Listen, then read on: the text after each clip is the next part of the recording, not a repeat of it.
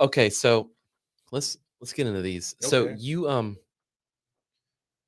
so I didn't know that. It sounds like you were forced into it. Yeah. Yeah. If Well, I mean, I imagine most people are pushed into this Yeah, I thing. mean, nobody's on top of their game when they go in. I Yeah, you're mean, not you're going to be not. like, I think I need to do Yeah, I this. think they seem like really good people.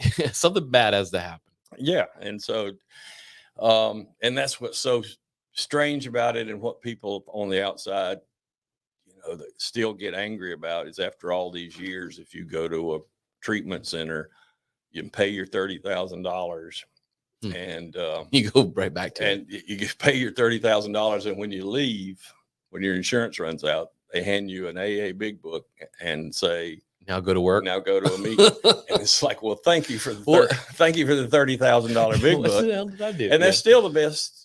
There's other ways to get sober. I understand it's just the way I got sober, but Yeah. still, being around a lot of treatment centers in the last 23 years and seeing how this stuff works, it's still, there's not a pill out there that'll do it.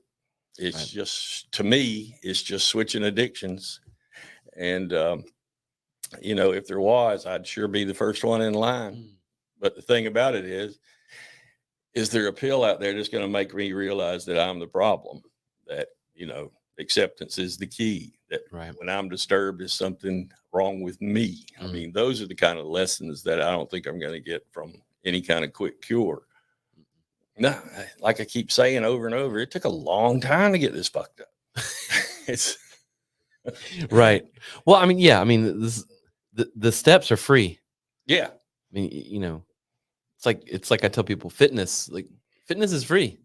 You right. go walk and not eat everything. I mean, And but it's not that simple. no, and you're the one that's got to decide. I mean, nobody's going to, Mm-mm. if it's a program for those who want it, not for those who need it. Yeah. I mean, if I always use Don Draper as my example, if you're doing what Don Draper used to do on Mad Men, if you're putting a line on the bottle every day and saying, I'm not going past that line, or if you're switching your different kinds of alcohol to try and drink, or you're limiting yourself to 2 beers, but you're buying 240s. If you're trying to control your drinking and you can't control your drinking, you might have a problem. And I'm not saying you're an alcoholic. Yeah. I'm just saying you might have a problem. You could do Right. like me, the way I did that. I just switched addictions. Mm. I'd quit drinking and go to some other drug and let my liver quit pulsating.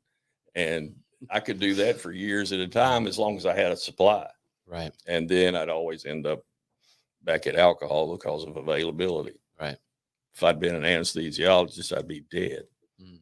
just because that's the kind of crap that's available. Right.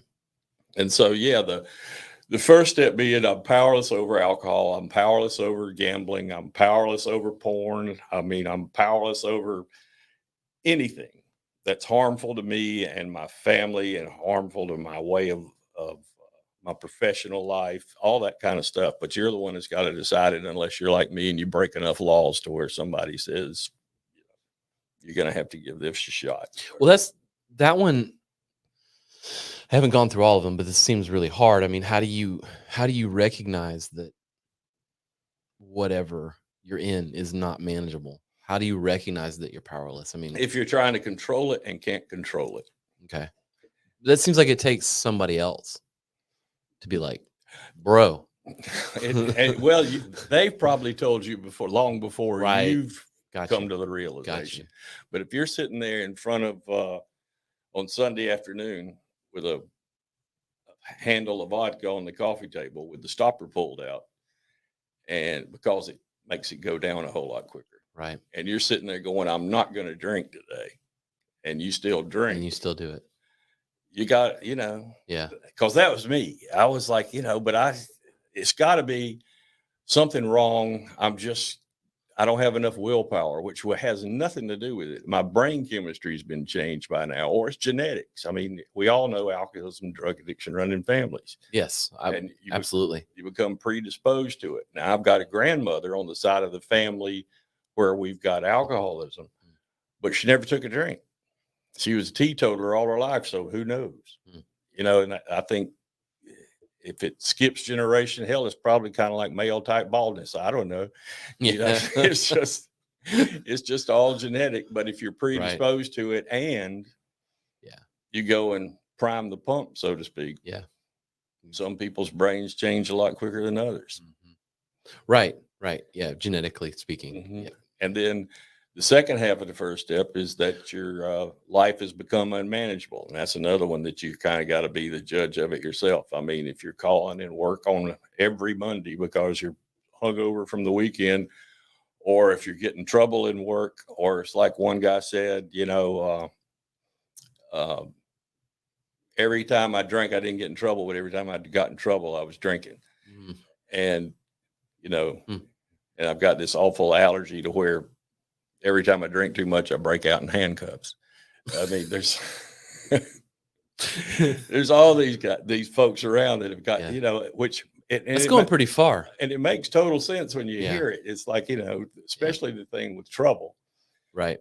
I mean, I'll never forget. I was coming out of Rockefeller's one night, and I had this great, just wonderful car. It was a 1985 Pontiac Parisian, one of those big long jobs with the trunk that would hold about 4 sets of golf clubs and 3 bodies. I was gonna say 4 or 5 people. Yeah. Yep, chrome all up and down the side.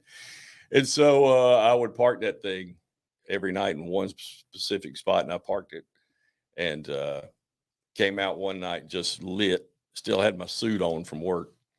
I get into the car, stick the key in, turn the key, it won't turn. And then I look in the mirror, and 2 sets of eyes pop up in the back. And I'm sitting in front of the mini mart in 5 Points, Mm-hmm. and a woman comes screaming out of the mini mart, and the kids start screaming, "Mama, mama, this man's trying to steal us." I'd gotten in the wrong damn car. Shit. And she had the guy in the 7-Eleven call the police. And so Right. here I am. I'm fixing to get arrested for attempted kidnapping. Right.